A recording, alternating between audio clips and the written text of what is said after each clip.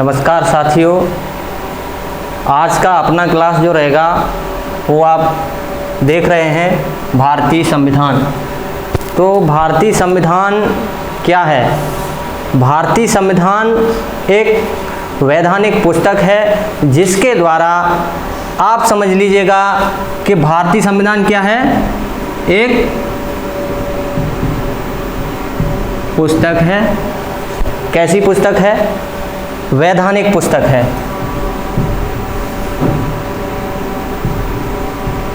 वैधानिक पुस्तक है, यानी हम कह सकते हैं कि भारतीय संविधान जो है क्या है? वैधानिक या कानूनी पुस्तक है जो भारत को चलाने के लिए एक न्यायिक सुव्यवस्थित प्रक्रिया है जिसके द्वारा भारत को चलाया जाता है। इसे बनाया गया और इसमें क्या है, इसमें क्या क्या दिया हुआ है उसके बारे में हम चर्चा करेंगे और क्रमबद्ध तरीके से पूर्णतः भारतीय संविधान को पढ़ेंगे।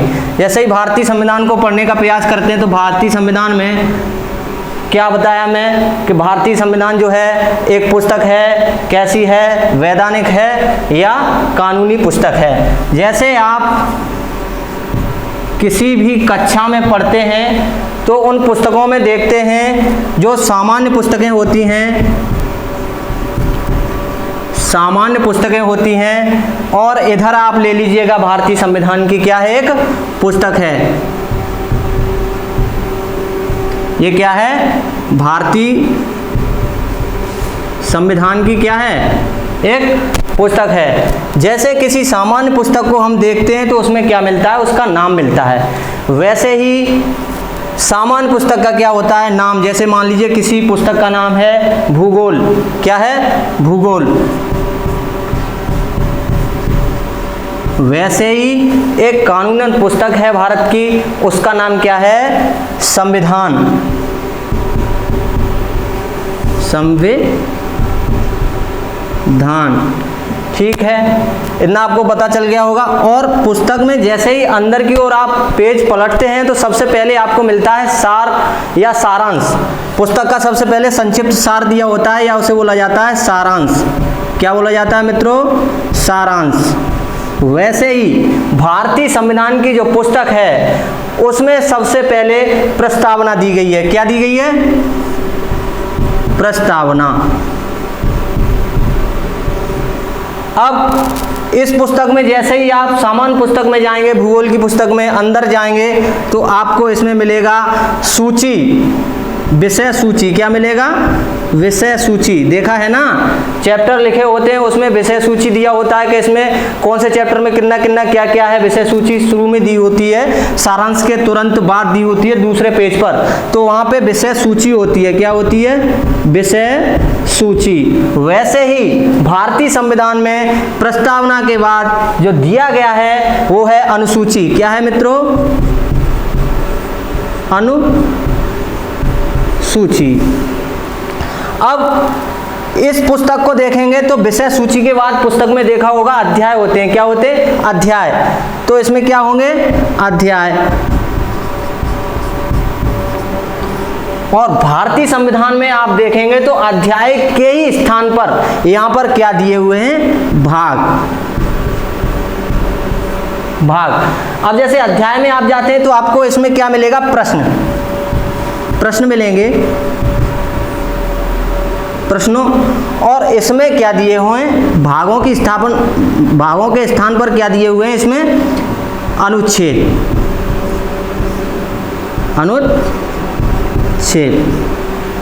तो आपको पता चला कि भारतीय संविधान में क्या क्या है।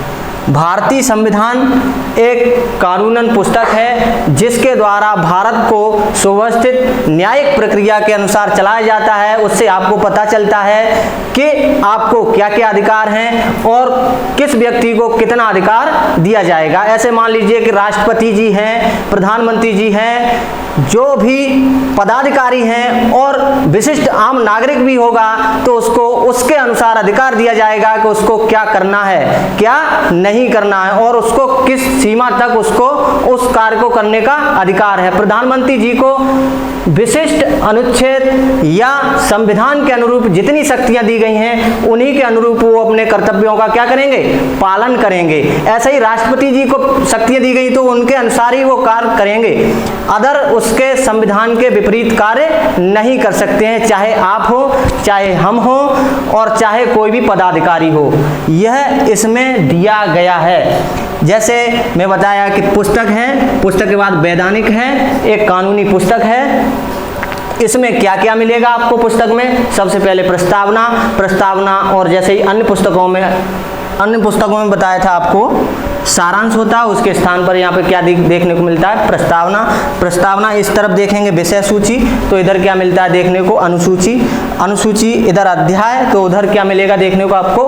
भाग। इधर प्रश्न है तो उधर क्या मिलेगा आपको? अनुच्छेद। अब इसमें देखेंगे कि किस तरह से हम पढ़ें जिससे हमें सरलता रहे और आने वाली परीक्षा में हम प्रश्नों को बिल्कुल अच्छी तरीके से क्या कर सकें, हल कर सकें। तो उसमें हम देखेंगे प्रस्तावना जो है और अनुसूची है, भाग हैं और अनुच्छेद हैं और चार्टर क्या है। परंतु सबसे पहले समझने के लिए हमें भागों को समझना पड़ेगा। किसको समझना पड़ेगा? सरलता के रूप में भागों को। तो भागों की संख्या कितनी है? 22। मूल रूप से भाग कितने हैं? 22। परंतु इसमें खंडों के साथ बात की जाए तो खंड जैसे आपको पता होगा 4 का क जुड़ा, फिर 9 का क जुड़ा, फिर 14 का क जुड़ा। कौन कौन से भाग जुड़े? ऐसे जुड़े, तब इनके भागों की संख्या होगी 25। ठीक है। तो अनुच्छेद की बात करें तो अनुच्छेद आपको देखने को मिलेगा तो मूल रूप से कितने हैं? 395। समय समय पर बदलाव होते गए। आप कहो भाई बदलाव कैसे होते गए?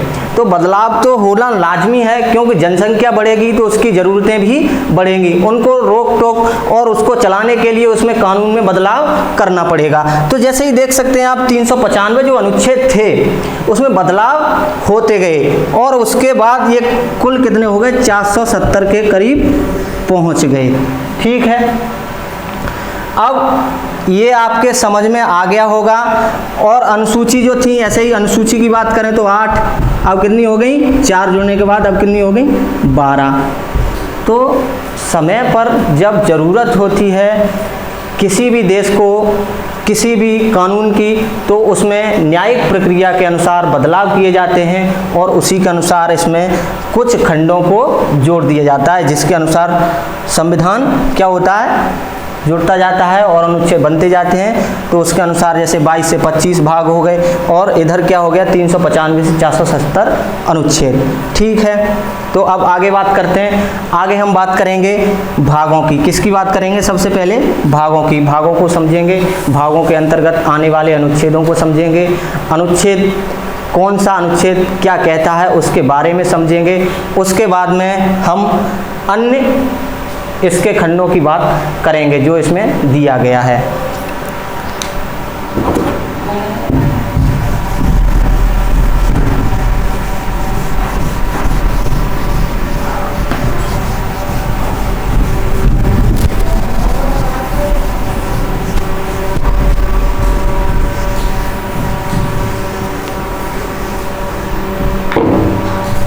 यहाँ पर हमने भाग कितने बताए? भाग आपको बताए थे 22। उसमें जुड़ते गए, वो मैंने बताया था आपको। जैसे 4 का का जुड़ा, ऐसे ही 9 का का जुड़ा, ऐसे ही 14 का जुड़ा, तो ऐसे ही इसमें जुड़ते गए और बदलाव होते गए। तो इसको हम शुरू से पढ़ेंगे भाग 1 से होते हुए और सभी भागों को सही तरीके से पढ़ेंगे। तो भाग 1 की बात करेंगे अपन लोग। कौन से भाग की बात करेंगे? भाग 1।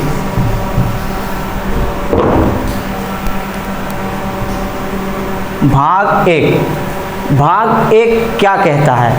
भाग 1 में कहा गया है कि जो उल्लेख मिलेगा आपको अनुच्छेद 1 से 4 तक। कहाँ तक मिलेगा? अनुच्छेद 1 से 4 तक। भाग 1 में आपको उल्लेख मिलेगा और जो भाग 1 में कहा गया है वो है आपका संघ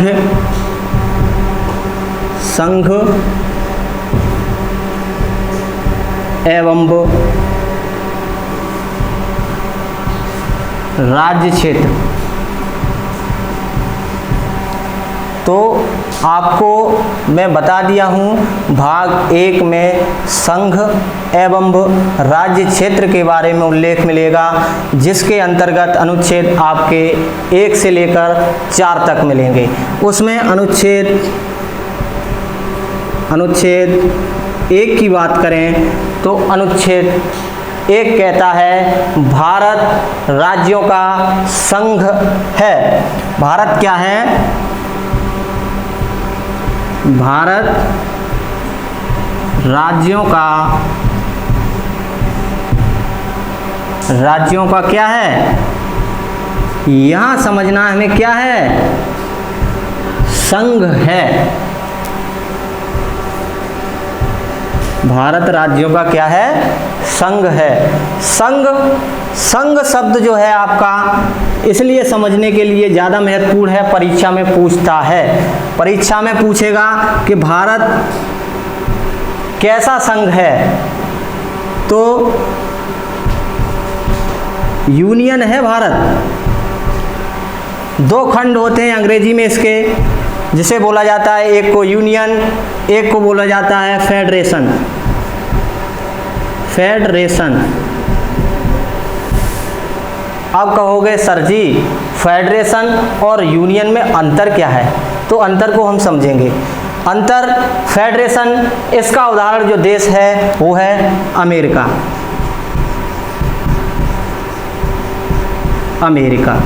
ठीक है ना? अमेरिका। इसका उदाहरण है अपना भारत। अब समझने की बात यह है, फेडरेशन जो होगा आपका, जैसे मैं समझाऊं तो ऐसे समझ लीजिएगा कि ये मेरा हाथ है। ऐसे ही अमेरिका में राज्य हैं, कुल राज्यों की संख्या है 50।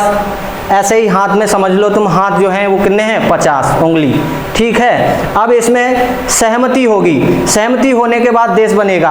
अब इसमें हर उंगली का अपना अपना हस्ताक्षर लेख और लिखित पत्र द्वारा मिलान होगा इसमें, तब देश का क्या होगा? देश का निर्माण होगा। तो यहाँ फेडरेशन शब्द है, किसी विलय पत्र द्वारा किसी शर्त के अनुसार किसी देश को जब मिलाया जाता है तब उस देश का निर्माण किया जाए, और वह देश जब उन राज्यों के द्वारा बन जाए और उस राज्य में किसी राज्य को ऐसा लगे कि हमारे लिए कुछ शर्तों के अनुरूप कार्य नहीं हो रहे हैं, तो वो जो उसका राज्य होगा अलग हो सकता है। जैसे इसमें अमेरिका में 50 राज्य हैं। कितने राज्य हैं? 50 राज्य हैं, जिनको शर्तों के अनुसार अमेरिका में मिलाया गया है। किसके अनुसार? शर्तों के अनुसार। अगर उन्हें लगे हमारी शर्तों के अनुरूप हमारे लिए कुछ देश द्वारा कार्य नहीं हो रहे हैं, तो वह राज्य उस देश से अलग हो सकता है। तो यहाँ पर 50 राज्यों का तो 50 राज्यों के शर्तों के अनुसार बनने को ही क्या कहा गया? फेडरेशन कहा गया। उसके बाद में क्या बना? अमेरिका। मगर यहाँ पर शब्द है यूनियन समझने वाला इसलिए है कि यह मान लीजिए भारत में अभी 28 राज्य 8 केंद्र शासित प्रदेश हैं, तो उनमें से उन सभी राज्यों का अगर जैसे ही आप ऐसे समझ ले, नॉर्मल हाथ नहीं है, मिलने के बाद एक सीमेंटेड हाथ समझिए, अगर मिल गया तो वो निकलेगा नहीं, चाहे कोई शर्त हो या न हो। वह अगर देश में मिल गया तो वो निकलने का कोई संभावना है ही नहीं। उसे क्या कहा गया? यूनियन। समझे हो? जैसे भारत क्या है? तो यूनियन है। यहाँ समझने वाली बात यह है और है कि यूनियन जो है भारत, यहाँ पे प्रश्न पूछता है कि राज्यों का संघ है भारत, या भारत के यूनियन का संघ, या राज्यों का संघ है भारत, या किसी शर्तों का संघ है भारत। तो कहेंगे यूनियन का संघ है भारत। भारत का अस्तित्व ही राज्यों से है, न कि अस्तित्व राज्यों का भारत से, भारत का अस्तित्व राज्यों से है। राज्य जब तक है तब तक ही क्या है, हमारा भारत है। तो यूनियन भारत ये है, ठीक है, जो कभी अलग नहीं हो सकता है। अनुच्छेद 1 में आपको पता चला कि राज्य, भारत राज्यों का क्या होगा, संघ होगा, और जिसमें संघ शब्द अंग्रेजी के अर्थ हैं दो, यूनियन और फेडरेशन। फेडरेशन शब्द है जिसके द्वारा निर्माण किस देश का हुआ, अमेरिका का, और यूनियन के द्वारा भारत का निर्माण हुआ। ठीक है, अब इसमें आगे बात करेंगे तो भारत के बारे में आगे क्या क्या है। भारत में राज्य जो हैं यूनियन, इन राज्यों में कौन कौन से क्षेत्र आते हैं, राज्यों में कौन कौन से क्षेत्र आते हैं, तो 3 क्षेत्र आते हैं। जैसे राज्यों का राज्य क्षेत्र, राज्यों का राज्य क्षेत्र, यहां पर संघ शासित क्षेत्र,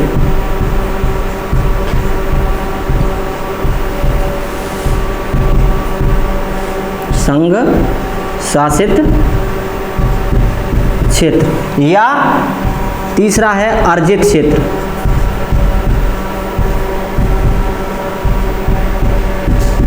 इसके द्वारा ही क्या बनेगा, भारत बनेगा।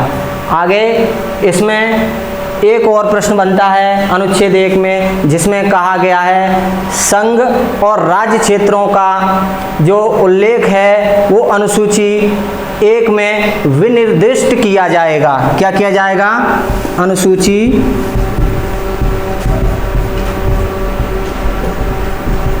राज्य एवं संघों का उल्लेख अनुसूची 1 में विनिर्दिष्ट किया जाएगा। क्लियर, ये आपको पता चल गया होगा कि अनुच्छेद 1 क्या क्या कहता है। तो यहाँ पर अनुच्छेद 1 में ये भी आपको पता होना चाहिए कि अभी कितने राज्य हैं, वर्तमान में 28 राज्य हैं।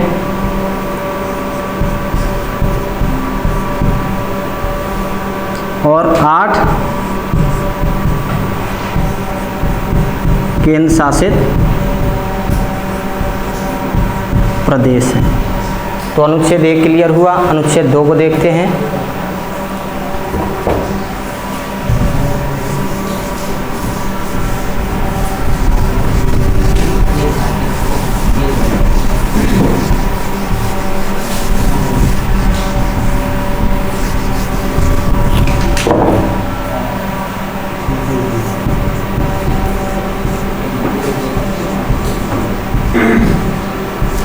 अनुच्छेद 2, अनुच्छेद 2 कहता है कि भारत में नए राज्यों का क्या किया जाएगा, प्रवेश किया जाएगा। ठीक है, तो अनुच्छेद 2 में कहा गया है संसद नए राज्यों का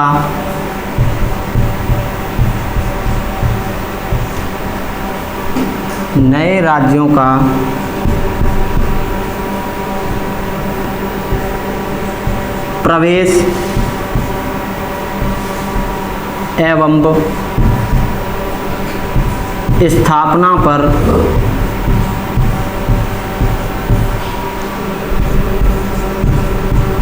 विधि बना सकेगा।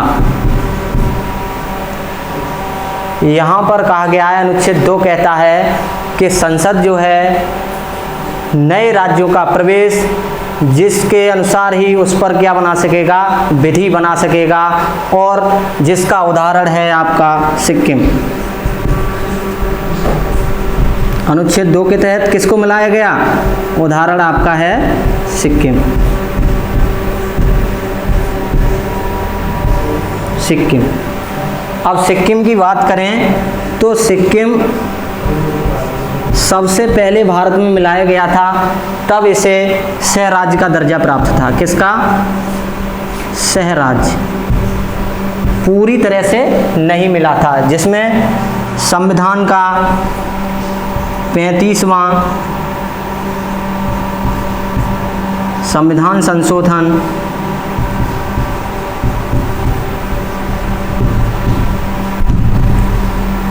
1974। पूछे आपको, कहे सिक्किम को सह राज्य का दर्जा किस संविधान संशोधन के तहत दिया गया, तो 35वां संविधान संशोधन 1974 के तहत संविधान का दर्जा दिया गया। ठीक है, तो सह राज्य का पूर्ण राज्य का दर्जा कब दिया गया?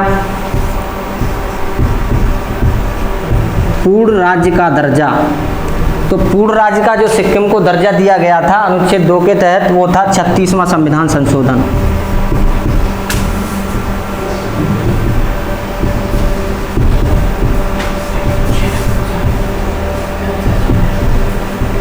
संशोधन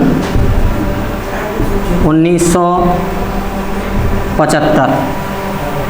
अनुच्छेद 2 में यह आपको देखने को मिलेगा कि संसद नए राज्यों का प्रवेश एवं स्थापना पर विधि बना सकेगा, और जिसका उदाहरण है सिक्किम, जिसमें सह राज्य का दर्जा 35वां संविधान संशोधन 1974 के द्वारा दिया गया, और पूर्ण राज्य का दर्जा जो दिया गया 36वां संविधान संशोधन 1975 के द्वारा, जो सिक्किम को 22वां राज्य के रूप में दर्जा देता है।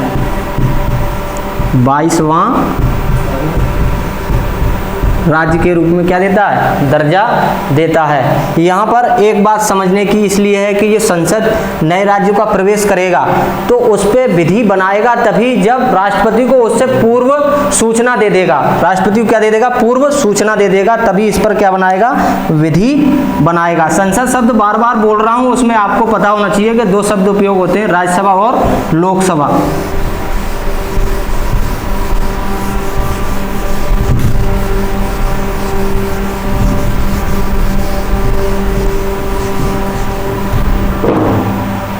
अगला देखते हैं अनुच्छेद 3।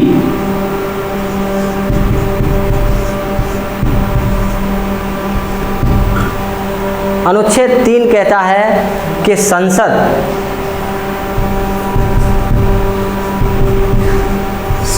जो है राज्यों की स्थापना, सीमा एवं नामों में क्या करेगा? परिवर्तन करेगा। संसद राज्यों के नामों और सीमा में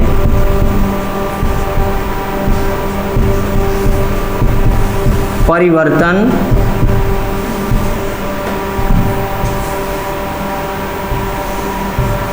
कर सकता है, परंतु यहां पर साधारण बहुमत होना चाहिए। क्या होना चाहिए?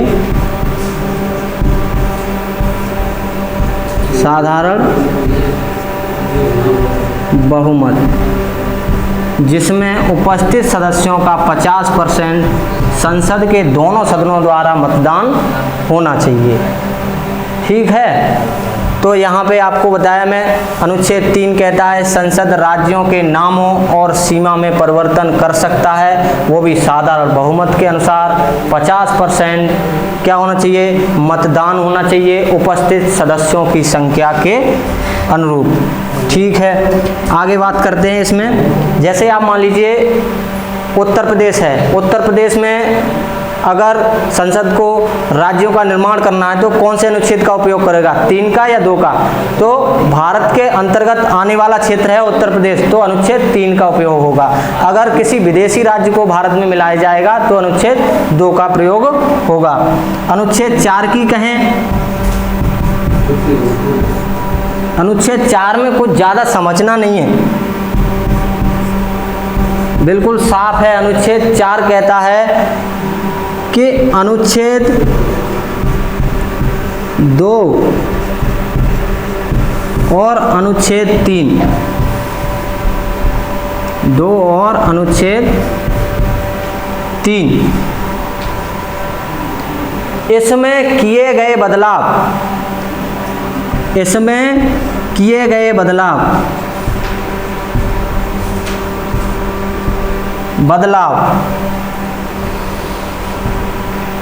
अनुच्छेद 2 और 3 में किए गए बदलाव अनुच्छेद 368 के अंतर्गत नहीं रखे जाएंगे। संविधान संशोधन अनुच्छेद 368 के तहत नहीं रखे जाएंगे, यही इसमें कहा गया। अनुच्छेद 4 क्या कहता है कि संसद 2 और 3 में जो भी बदलाव करेगा उसे 368 के तहत नहीं रखा जाएगा। अब अनुच्छेद 4 के बाद जो राज्यों के निर्माण हुए, अनुच्छेद 4 में पढ़ेंगे राज्य कैसे बने, कौन सा राज्य कब जुड़ा, ऐसे इसमें क्या क्या बदलाव हुए उसके बारे में हम पढ़ेंगे।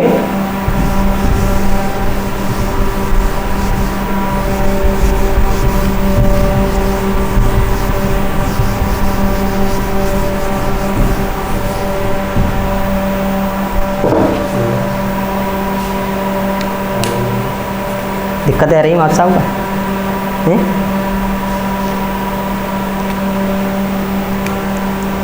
तो हमने अनुच्छेद 1 पढ़ा। अनुच्छेद 1 में राज्यों का उल्लेख किया गया। संघ कौन कौन सा है, एक फेडरेशन है संघ का अर्थ, एक क्या है यूनियन है, और उसमें भी हमने सब ये पढ़ लिया। उसके बाद में अनुच्छेद 4 तक हमने पढ़ा। अनुच्छेद 4 के बाद अब हम आगे पढ़ेंगे इसमें राज्यों का निर्माण कैसे हुआ, कब हुआ, तो किसके आधार पर हुआ उसको देखेंगे। तो सबसे पहले यहाँ पर यही दिक्कत था, भारत में संविधान बन रहा था उस समय राज्यों को निर्माण करने के लिए, राज्यों का गठन करने के लिए कहीं न कहीं मतभेद था। तो उस मतभेद के अनुसार एक आयोग बनाया गया। उस आयोग का नाम रखा गया राज्यों का भाषा के आधार पर किया जाए या किसके आधार पर पुनर्गठन किया जाए, तो भाषाओं के आधार पर सोचा गया किसके आधार पर करें, तो उसमें हम भाषाई प्रांत आयोग का गठन करते हैं। किसका करते हैं? डॉक्टर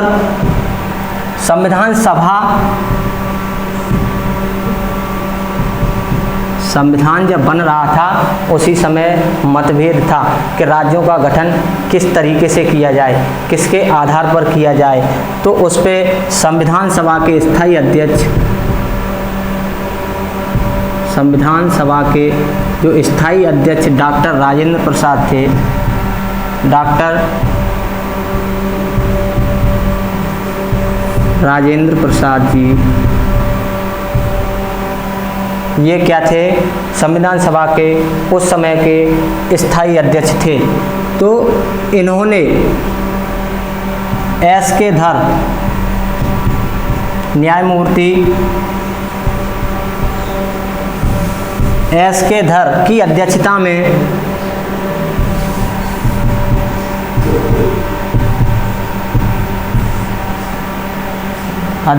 में एक आयोग का गठन किया।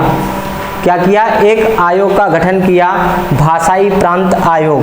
किसका गठन किया? भाषाई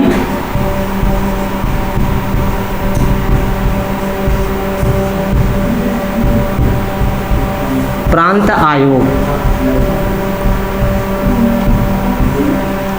यह आपका नवंबर 1947 को किया गया था। ये 4 सदस्यीय आयोग था।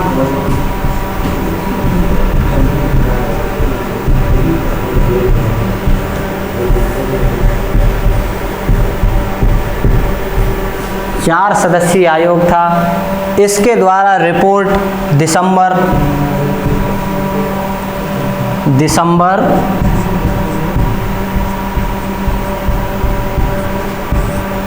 1948 को दी जाती है और उसमें कहा जाता है कि राज्यों का जो गठन होगा किसके आधार पर होगा, तो कहा जाता है कि प्रशासनिक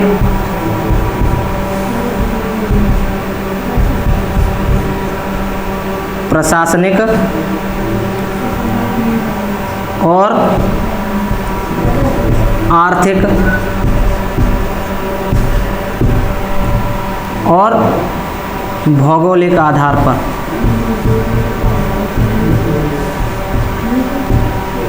एस के धर आयोग के द्वारा जब 1948 को रिपोर्ट दी गई तो वहाँ पर कहा गया कि राज्यों का जो गठन होगा प्रशासनिक, आर्थिक और भौगोलिक आधार पर किया जाना चाहिए, जिसके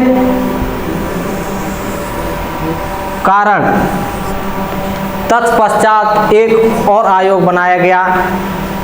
कहा गया कि दोबारा से देखिए राज्यों का गठन किस आधार पर वाकई में किया जाना चाहिए। तो जो दोबारा बना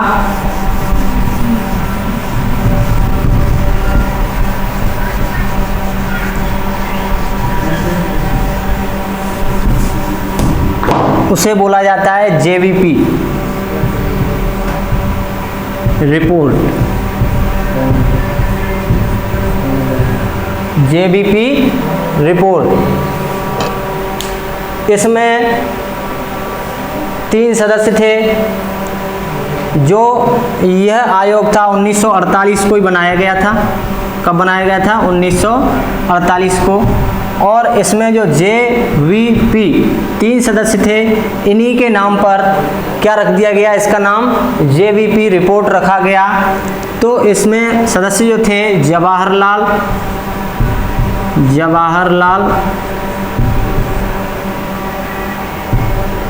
नेहरू जी और वल्लभ भाई पटेल,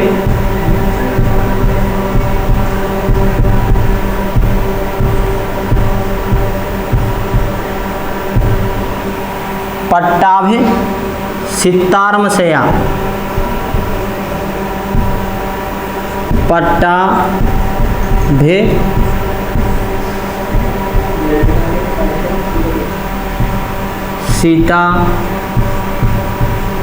सीतारामैया। कौन कौन सदस्य थे इसमें? 3 सदस्य थे, जिसके द्वारा 1948 में इसका गठन हुआ और उसके बाद 1949 में रिपोर्ट दी जाती है। उसमें भी कहा जाता है कि भारत में राज्यों का जो गठन है भाषा के आधार पर नहीं होना चाहिए। यहाँ भी कहा जाता है एस के धर आयोग में जो प्रशासनिक और आर्थिक और भौगोलिक आधार पर जो गठन की बात की गई है उसी से राज्यों का किया जाना चाहिए, गठन किया जाना चाहिए। परंतु विभिन्न राज्यों में आंदोलन हो रहे थे, सभी मांग कर रहे थे हमारा जो गठन है वो एक भाषा के आधार पर होना चाहिए। भाषा के आधार पर राज्यों की गठन की मांग होती जा रही थी। तो उसमें ही एक जो अनशन आता है उसका नाम है मद्रास अनशन।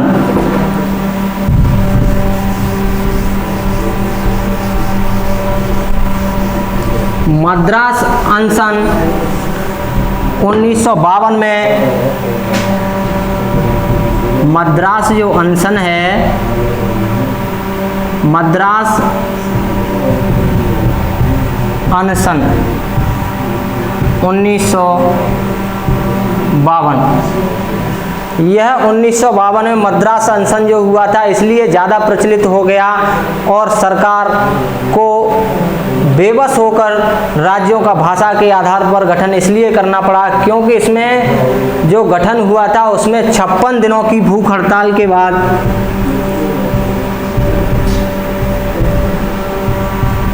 56 दिनों की भूख हड़ताल के बाद क्या हुआ था? पोटी श्री राम मल्लू का क्या हो गया? निधन हो गया। भूख हड़ताल के बाद पोटी श्री राम मल्लू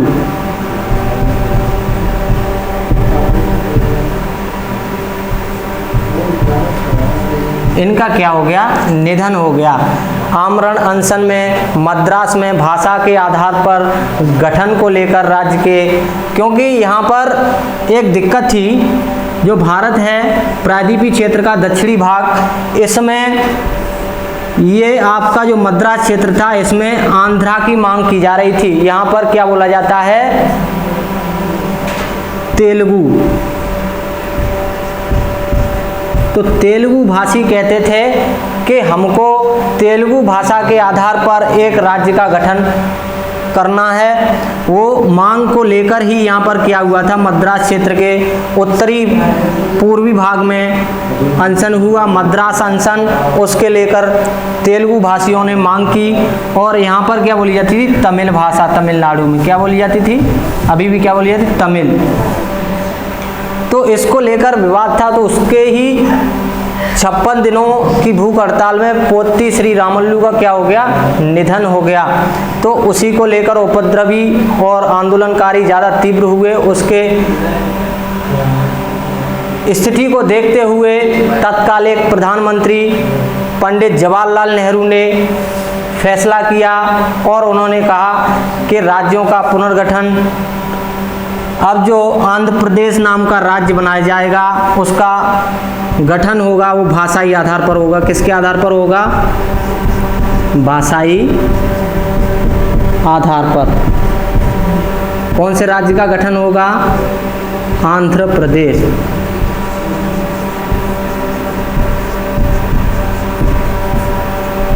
आंध्र प्रदेश का गठन का कहा गया, जिसमें भाषाई आधार पर किया जाएगा, और इसकी घोषणा की गई थी 1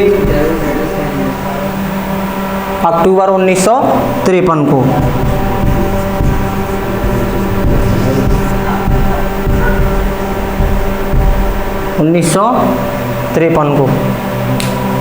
तो यहाँ पर इसका गठन किया गया और इसको लेकर फिर दोबारा से एक भाषाई राज्य आयोग गठन किया गया, तो उसका नाम है फजल अली आयोग।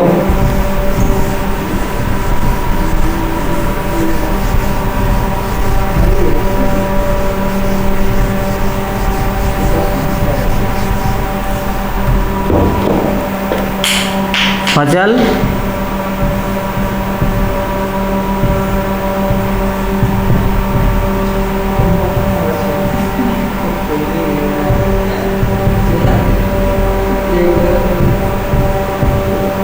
आयोग, फजल अली आयोग का गठन किया गया, जिसमें 3 सदस्य थे, न्यायमूर्ति फजल अली और के.एम. पडिक्कर और हृदयनाथ कुंजरू। तो इन तीनों सदस्यों में अध्यक्षता फजल अली को दी गई, जिसने रिपोर्ट आपकी 30 दिसंबर 1955 को दी। कब दी? 30 दिसंबर 1955। 30 दिसंबर 1955 को फजल अली आयोग रिपोर्ट देता है और राज्यों का कहता है कि भाषाई के आधार पर राज्यों का पुनर्गठन कीजिए। उसके आधार पर ही 7वां संविधान संशोधन 1956 प्रस्तुत किया जाता है और उसमें 4 श्रेणियों में